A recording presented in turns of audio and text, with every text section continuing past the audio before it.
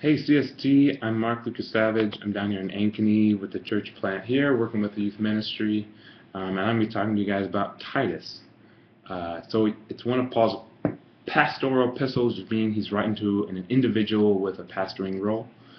And something that I really liked, a name for it would be a pocket guide to life in the church. And it's kind of in light of what Dr. Nihoff was saying with how we add water to the scriptures. We expand on them, and this is a perfect example. It's so condensed. It's only 3 chapters long, that it really needs this water that we can add. So it was written in between by Paul. It was written by Paul in between his Roman imprisonments, his first and second one, at the same time as 1 Timothy, and so it's about AD 63 to 65.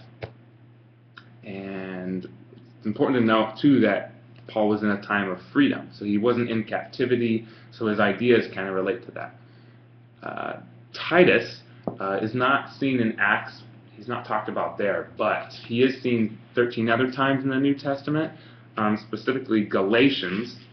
It says, this is chapter 2, verse 1, says, 14 years later I went up again to Jerusalem, this time with Barnabas. I took Titus along also.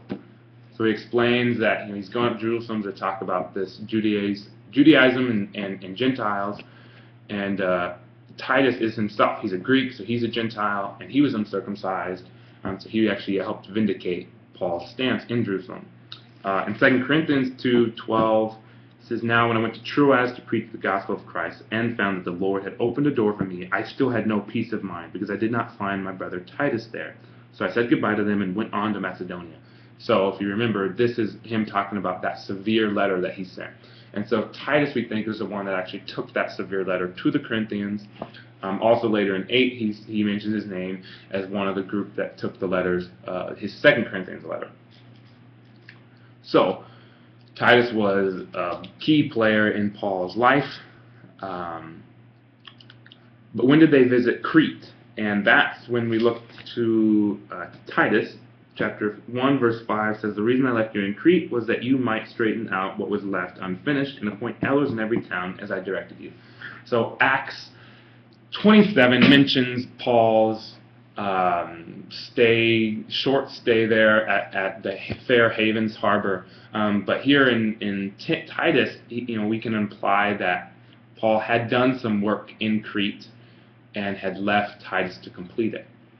And Cretans had sunk to a terrible level of dishonesty, gluttony, and laziness. We see that in that example in chapter 1:12. So Titus is in a new church, in an unpromising situation, but he's very capable and resourceful. So my first application kind of theme point was the gospel is for the lost. With that example that we see with his situation, him being there with these people that are liars, animals, overindulgers, but he's still challenged to raise up leaders out of them.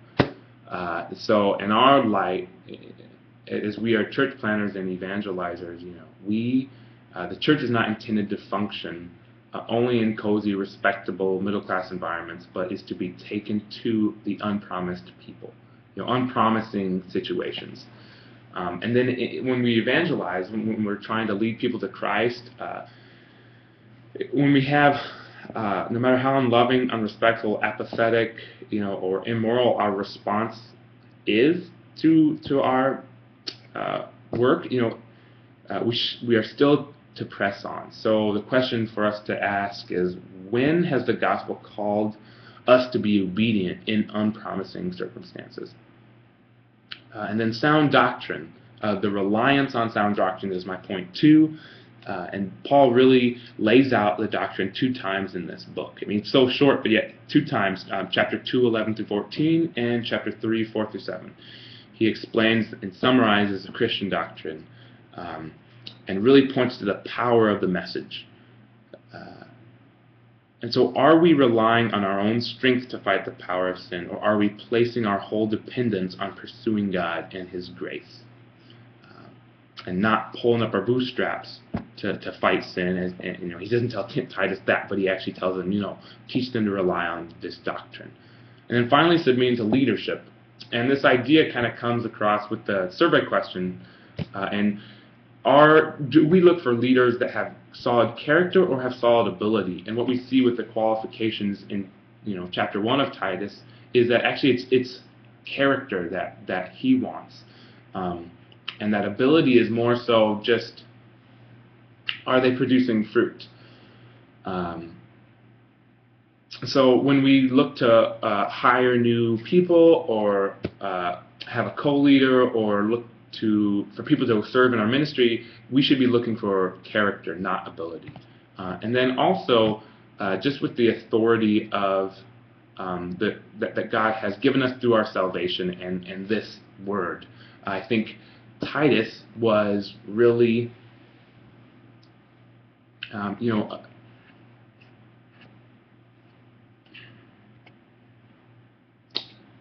he used this as a document that gave him authority. And so for us, we have that same, even more so, we have that authority. So the Word of God is now that document. So we can't fear opposition.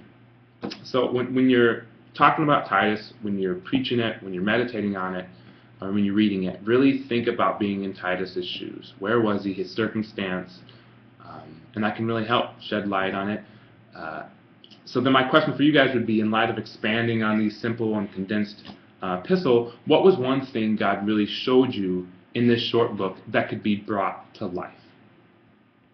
Thank you, and hope to see you guys in class.